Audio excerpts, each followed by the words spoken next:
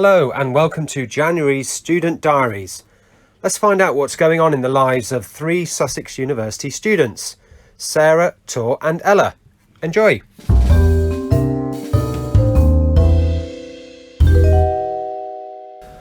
Hi Sarah, how are you? Hi, I'm good, thanks. How are you doing? Excellent, I'm fine. All looking forward to finding out what you've been up to in the last month. How's it been? It's been good. It was mostly Christmas holidays, so it was lots of catching up with people from all of their different unis because we all came back home for that, like maybe 2 weeks. And then it was just hard on back at work. Yeah. So I took up 2 care packages while I was away, so that meant like twice as much work and some night shifts. So I've been doing a lot of non-academic work, just like caring and working out like health and safety and all the risks with that. So getting back into uni and then cramming for my exams meant it was a big shift from like practical side of my brain to academic and psychology. So Sure. it was quite hard to do that, but now that exams are over, it's been quite nice to just chill and read and catch up with uni friends and just set the pace a little bit for the coming term instead of just being hard at it from first semester all through the holidays. So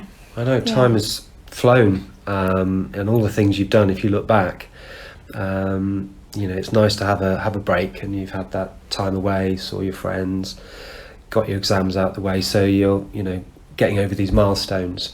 What have you got going on outside of your studies? So it's coming up to election time, and I'm looking at running for the Women's Student Officer. Right. So it's an elected role, and you're a sort of representative for women on the campus, which is a kind of scary thing to do as a first year student. But I went and chatted to the head of the Students' Union, the head of student involvement in the union, and they said it's really good, you're enthusiastic, and that they would love me to roll for it because I've got ideas that I want to try and do to increase just women participating in the uni and feeling empowered to just exist as they want to exist. So I'm currently writing out my manifesto and trying to shape it so that it makes everyone see the ideas I want to get out there in a way that kind of resonates with them, because it's so hard to approach kind of feminism in a way that doesn't hurt someone because there are so many preconceived ideas of it. I want to be able to say, look, we're all at the same uni, we all share issues because we are women. Just because we're different doesn't mean we can't unite on that. So that's a big scary thing, because I'm going to have to campaign and get myself out there, which isn't my most favourite thing to do. But Well, this is a new thing, it's brilliant. So putting yourself forward for a role like that's a lot of responsibility. What made you do that? Someone spoke to you or inspired you, or was it on your list? Well, because I do good night owls, so I'm kind of involved in student union stuff already a little bit, and I was going to do role models last semester, but did good night owls instead because it was more of a sort of developing scheme. And from that, people were saying, you should enroll for something, you should try and put yourself forward, you've got all these ideas to just make things really good, and it's a shame that you're not being confident in that. So I thought, even if I don't get it, I might as well try, because if I fail, well, I'm going to have a big confidence boost because I know that I'm able to put myself forward. So it's a kind of just throw stuff at a wall and hope something sticks. So even if it doesn't go well, I'm going to learn a lot from it, and I think I should start trusting other people's opinions of me more than just worrying about myself. That's a great attitude, to look for opportunities to learn new things and get out of your comfort zone, or not, but just put yourself in that situation and see how you get on with it. So that's brilliant. That's great news. Anything else that's been happening? Lots of fundraising, because I'm doing Kilimanjaro. Oh yes. I've hit 10% mark and realised $3,000 is a lot of money to raise. So I did, over the holidays, I did some bucket collections, and I spoke to churches and my old schools. So I've set up some assemblies with my primary school, my secondary school, my sixth form. So I'm going to go and we're going to do Muffly Days, and one of my schools does an annual charity, and the annual charity is Dig Deep, so there's going to be money flowing into it. Even though it's not going to be through my account, it's still really nice to know that there's a whole school devoted to getting water in Kenya, which is really nice. And just got to keep that up. We've got our fundraising manager coming next week to chat to us. So we're all going to Right. get together as a big group and say, we'll do this event on this day, this, and kind of break it up so we have manageable chunks of just capital to raise. Wow, 3,000 by when? by the summer. So Right. I've got some time, and Yeah. yeah, There's a group of you. there's a group or- of us, yeah. so we all raise £3,000, but Yeah. it's bucket collections work better if you're in a group of 4 or 5. It's more friendly, so sort of power of numbers. That's a good cause, and again, you know, that's a useful lesson in how to generate revenue and be creative and think of ways of using your time to hit a financial target. So again, that's going to be great. Now, in terms of your studies, you've got your exams out of the way. Have you got any big projects on the horizon? I've just got my 4 new modules coming up, and Right. they're not. Something that's new is one of my modules has presentations rather than just seminars. So we're okay. going to have to bring together ideas and discuss, and Yeah. it's just only a sort of skeletal outline on canvas, so I can't see what we have to talk about, but it's just sort of from groups of 2 to 4, and so that'll be a new way of kind of interacting with the information and trying to just get marks in a way that's very different to usual. But I'm not too worried about it, because you can normally, with presentations, it's not too hard to just look at the people around you and say, well, they're obviously responding to this more than that, and you can change it. It's more Sure. flexible. Whereas Yeah. with an essay, as soon as you hand it in, it's just in the marker's hands. You can't change it if something goes wrong. You're or if getting you pick up- real-time feedback. Yeah, it's much easier to be dynamic in that way and improve from reading what's around you, rather than just kind of sitting in the library with your thoughts around you and writing and writing and writing. And how do you feel about that? Are you looking forward to being in that situation, or would you much rather head down, do your project, done? No, I'm looking forward to it, Yeah. definitely. I think it's been too long since I actually spoke to someone academic and did something with my brain. It's, Yeah. a whole month off for Christmas. Yeah. It's easy to sort of, your mind to just descend into drivel of scrolling through Instagram and not actually reading and enjoying learning stuff. So yeah, Good. So you haven't got the balance right.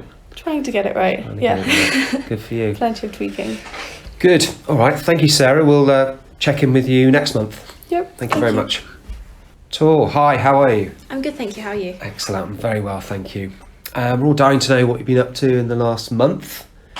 Do let us know. Yeah, it's been very, very busy. So we've had exams, Yeah. and my exams were each 3 hours long, and I had 4 exams over the course of 7 days. Wow. So that was a bit daunting and a bit stressful. Yeah.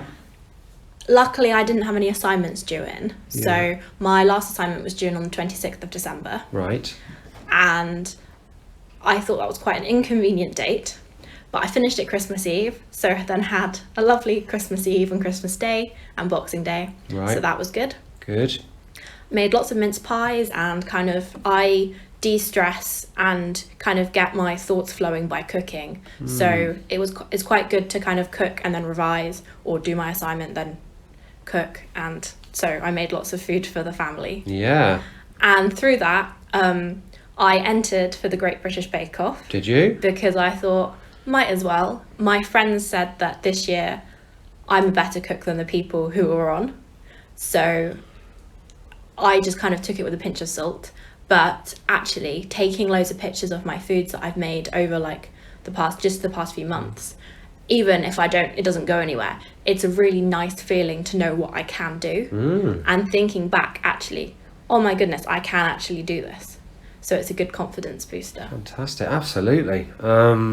So you're going to put in for that then? Yeah, so I applied. The deadline was like the 4th of January. Wow. Great. Wow, I wasn't expecting that. So you've got your exams out the way, pretty hefty Yeah. timetable that week. Had a bit of time to relax and switch off, and now you're back into it, I guess. So Yes. So projects. yeah, so we have a week off here, Yeah. and I like to be prepared, and they try to release the module information, but some of the modules won't be released until we actually start, Right. which I find frustrating, because there is so much reading and essential reading and things that you kind of want to be able to get ahead, because you're always going to fall behind, no matter how academic or no matter how much time you put in. I think it is inevitable to fall behind. Yeah. And that is just part of being a student. And how does that make you feel? How do you deal with that? For me, that I don't like falling behind. Yeah. I kind of have to tell myself, actually, there is so much. One of the modules has been released, and it is 6 contact hours a week, and then it then says, oh, we expect you to do another 10 hours outside. And that is the first module that has actually told us that how much we should be doing. So in a way it's nice, right? Because previously we've just been told by our director of student experience, who is like kind of the boss but the pastoral side, right? He said that because we're BPS accredited, which is British Psychological Society, which gives us graduate basis for chartered membership. Okay. So then we can then go on to be kind of clinical psychologists, educational psychologists, forensic psychologists. It's like a foundation, like a lawyer or an accountant. I see. So he said that because of how BPS works, it is 40 hours of work a week. And I was kind of thinking, who has that much time? Because that's like a proper job. So it is a lot. Wow. So how are you, taking time out while you're at university? I mean, you're doing various charity work and things, I seem to remember. Yes. Is that taking a back seat? I mean, you can't do everything, can you? Yeah, it has taken a bit of a back seat. So my work with the NSPCC and writing articles for children has taken... I'm doing less because I was focusing on my exams, but they're great at the NSPCC and they completely understand. And actually it was helpful because I had my interview for the Child and Adolescent Mental Health Services for my placement, and I talked about that, and because I do a lot of work with kind of confidence tips, sleep, eating disorders, feeling low, how the weather might affect your mood, because we're kind of aimed at 7 to 11-year-olds. Yep. So I kind of like to put things in like bullet points, practical, how like a young person picking it up could think, actually, so one of the things I do is like, I do like 5 top tips. 5 top tips. Yeah, so I kind of do that, based all my articles around that. So I was talking to that about, to the placement people, and I got the placement. Great. So next year I'll be in Hailsham, so kind of near Eastbourne, and I'm really excited about that. Brilliant, so you've got that lined up. Yeah. So you're feeling fit and well as well, of course, because you've come back from that injury. So is that okay? Yeah, it is. It's better. I'm positive. I've been signed off from neurosurgery, which is good. However, they think I've damaged a cranial nerve. So that impact, we probably should have asked Sarah because she's neuroscience, but usually that's brain surgery. Really? But they have to check first of all, because you don't want to do brain surgery if there's nothing wrong. And also they think that I may have damaged a neurovascular thingy-mabob. So being referred to the neurovascular and neuro-ophthalmologist for that too. And then starting from the 4th of Feb, I'm in hospital for 3 weeks. Right. So that's also why I know that actually I will get more behind than my peers. Yeah. And kind of, although I've had 2 months off last term, 3 weeks seems like nothing in comparison. But statistically, like one of the university staff emailed me saying, actually, we don't know how this will impact, because obviously they probably haven't looked back to see that I missed 2 months last term. Yeah. And actually my essays, my lab reports, I got a first, so it hasn't held you back? No. And they've been very supportive? Yeah. But all the same, you've got that in the back of your mind, obviously, you got that time off. So that's an extra hurdle that most students wouldn't have to deal with, right? Yeah. So, you're doing extremely well with everything that you're doing and staying on course.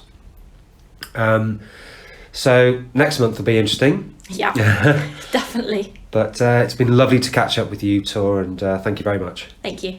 Hi Ella, how are you? Hi, well, thank you. Yourself? Good, I'm fine, thank you. We're all looking forward to finding out what you've been up to in the last month. Yes. How's it been? It's been fine. It's not been the busiest of 4 months in the sense that I've had just a lot of essays to write. So most of my time's been focusing on that, especially over Christmas. So didn't really feel like much of a Christmas when you still got thousands of words worth of essays to write. But I think a lot of students are in the same position. Right. But like they were submitted on the 10th of January, so they're out the way now, which is nice. And I was hoping to have a bit of downtime, but I've actually been doing a lot of job prepping because I had 2 assessment days in the last week just gone. Okay. So I've been doing interview prep. One of them was for the Treasury in London, and for that they ask you to prep for this sort of like policy discussion. So you have to know your stuff on different policy topics that they want to talk about. So that was almost like studying for a new module at university in itself, because I was learning all sorts of stuff that I didn't know before. So yeah, I've not actually had much time to stop yet, but I'm hoping in this week I'll have a bit of a breather before term starts again next week. Okay. Sort of realign myself with what I need to do, because unfortunately both the assessment centres I didn't get the job. Yeah. Which is so disappointing, because I'd spent hours prepping for all the different components, because one of them I had to sit an exam. Okay. And then the other 2 were these sort of group discussions. Yeah. So yeah, a lot of work went into it for no reward, which is really, I feel like I'm back to square one again. So Yeah, I mean, it is disappointing, obviously, the amount of time and effort you put in when you were on your downtime. And I remember last time you said there was an interview or an assessment centre, and it was too far to get to in the middle of the week or something, and they didn't pay expenses. Exactly. So, going for these jobs do present quite a few challenges, let alone just trying to get there or trying to do the actual assessments. I mean, the Treasury one's a good example, because that's pretty unique, really, the way you've had to prepare for policies that are out there, and I mean, how did you have to read up on current affairs? Or? I knew that there would be some sort of discussion, because they had recently adapted their assessment centre, because they wanted to make it more inclusive, so not just people who interview well, but people who could also show off their knowledge or are good at exams. So they wanted to do this 3-part assessment centre to sort of give everybody's different talents a different sort of look in, which I understand, but I feel like for other people it made the day super complicated and long-winded. I don't mind particularly researching, but it wasn't like a short list of things you needed to know. It was like an extensive list. So I was reading NHS fiscal reports, NHS spending reviews, pensions, sort of anything and everything, because the topic of conversation was so broad. They'd given you sort of pointers, but the list was so extensive. So I think I spent at least 2 weeks every day researching for this. So it took so much time out of people's lives, just to be told like no at the end. It's kind of a little bit frustrating. Yeah, you and several other students, I'd imagine, would have gone to this assessment centre. Exactly.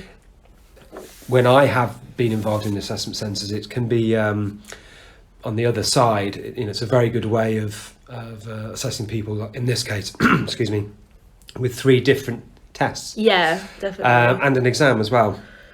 So they're very effective from the recruiter's point of view, and they really do test the student. And many recruiters do appreciate the effort you put in, but I guess it's the way they handle it afterwards. Yeah, definitely. If you don't get it. I mean, what kind of response did you get? Did you get any feedback or? Well, I was pleased at how quick they responded. So I went for the interview last Tuesday, and they told everybody on Friday their results. So that was really positive, that I knew straight away. Yeah. And they said that they'll give you feedback if you want it, but I requested it straight away and I haven't received it. So that's been like over a week. So hopefully they do get back to me on some feedback, because I'm sort of in this loop now where I've done these couple of different assessment centres, I've not got past the final hurdle, and I've obviously done the same thing each time because I think that's the best way to approach it, and it obviously isn't working, so I kind of need to know now what I can do differently in case I do get another assessment centre, and then I'm not gonna, hopefully I'll get the job next time and not fall at the final hurdle again. So yeah, I'm in kind of like a strange place, because in September when I started to apply for all these graduate schemes, it was with the sort of the idea that by this point now in January I'd know where I am with things and the pressure would be taken off and I'd have a nice job to look forward to in September. But obviously that doesn't always work out for everybody, and it hasn't done in my case. So I feel like I've put all this effort in for the last 4 months and I'm back to square one. So I'm a bit in between things where I don't know whether to do more graduate schemes or just sort of like leave them be for a little while, because I haven't been very successful. So yeah, it's a bit difficult. As frustrating as it is, you're not alone. No, absolutely not. The time you spent preparing for this, going through very involved assessment centres, is going to prepare you better the next time. Hopefully, yeah. You know, ultimately you'd want a job offer because you want that tucked away and you can focus on your studies. But lots of recruiters have rolling, schedules where there's no set date. So you'd be surprised how many other employers you can still apply for. You haven't missed the boat. It is a common misconception, because all your friends are going through this at the same time, and there are certain companies that do have certain timetables, but there are many others that don't. They're just probably a little bit harder to find and sort of tucked away. So I think it's good preparation. It has kind of messed up your own timetable in a way, but you've really got to keep going and use that feedback, and just a question of time. I hope so. I've popped a few different things into place. Like, I've not completely given up. So I've in the careers department at university, you can book sort of one-to-one appointments where they can review your CV and all of the things, which I did do at the start of term in September, and they seemed to think my CV was fine. I thought it might be worth just going back and double checking. So I've got an appointment later in the week with the careers lady. So she's hopefully gonna maybe just find even just a couple of little bits that could be tweaked, that might help.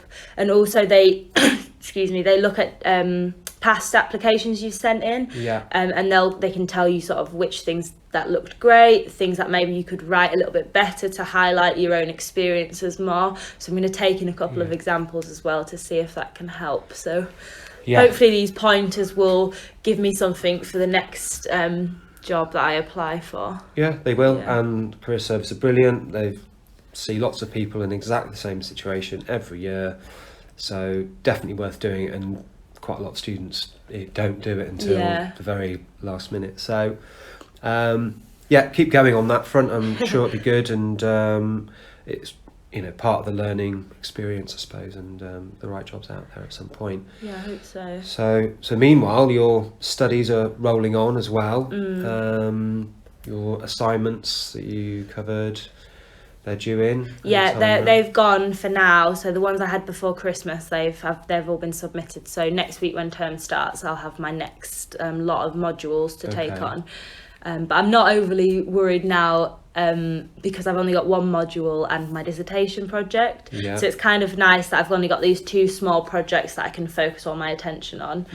And they'll run for the next 12 weeks until term ends, and then that will be it. So it's kind of scary at the same time that I started in my first year with 4 or 5 different modules at the same time, and now I've only have sort of 2 to look after. But that's kind of nice because I can make sure I really do it well, because now with all the previous modules you've done, you can almost figure out the exact module score you need in order to get a certain grade. So I'm sitting on a first, which is really nice. Wow. But I feel like at the same time there's always a lot of pressure to keep that up. It's not like a super high first where if I mess up now I can make up for it. So I still need to ensure that everything I do is like to the best of my ability.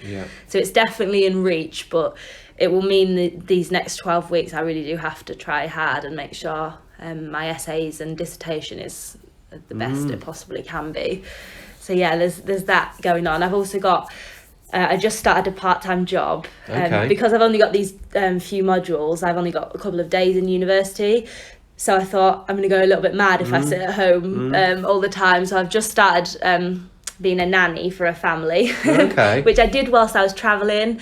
I thought I just needed something that I don't have to think too hard about, because I've obviously got a lot of brain power for all my uni subjects. So this is quite a nice little job. It's just 1 day a week, and it'll just sort of top up the money and fill my time out a little bit more. So Brilliant. So all the while your CV's getting more skills added to it and more content. So it's, you know, you're putting yourself in a very strong position, and you know, you've set the bar very high. You know, compared to your average student, you know, you're going for a first, you're going for these sort of very graduate training programs with very well known big firms.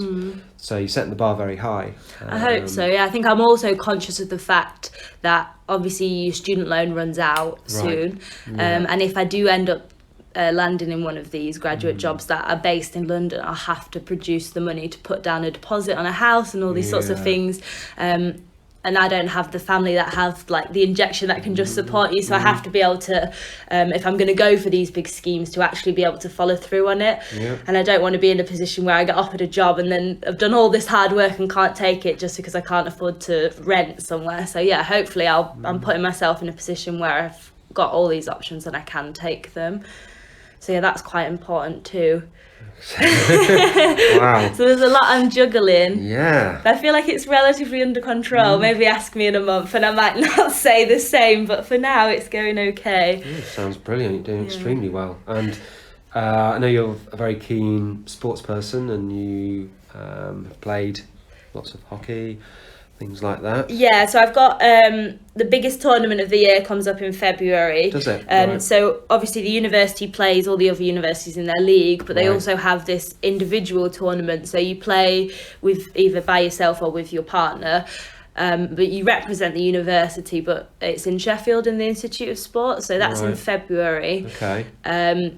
And it's effectively all the best people in the country from all the universities play. There's hundreds of people in each tournament, so it's like over 3 days. It's like a massive event. So each university has you can have 2 players from each discipline. So you can have like a ladies team and a men's team go. Yeah. So because I'm the president of the team, I've been arranging all the transport and everything for that as well. Okay. So that's the end of February, I believe. We've got 6 people going from Sussex, so that should be really good.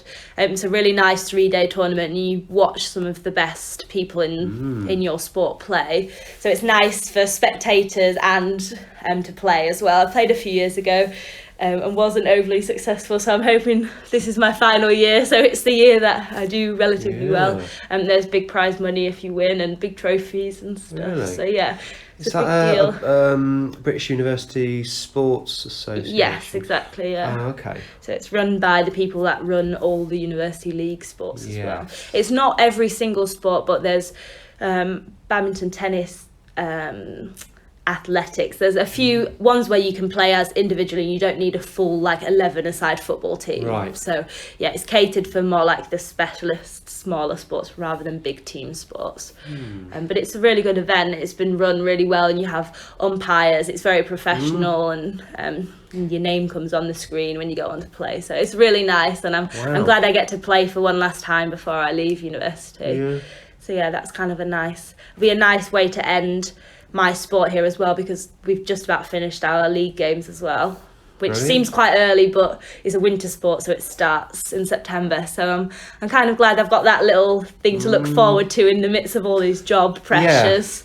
And I think that's important, because you know, students in danger of burning out, you know, trying to do their studies, applying for jobs at this time of year, and part-time jobs to keep you going. Yeah, exactly. So having in a holiday or something fun as part of your schedule is really key, and also for your own sort of health and stuff like that. So Yeah. that's great. I'm sure that event will be great, and it's in your hometown, so you know you might have some friends and family. Yeah, it'll be supporting you nice. too, My mum's so- going to come and watch, even though she has no idea about sport, but she loves to come anyway, so Yeah. that'll be really nice. Good. And yeah, something to sort of look forward to going into February. Brilliant. But yeah, it'll be All good. right. Good. Well, have a good month, and we'll check in with you next time. Yes, Thanks, you very Ella. much. Well, I think you'll agree our students are making the most of their time at university, leading very busy and varied lives. If you'd like to find out more, tune in next month. Thank you.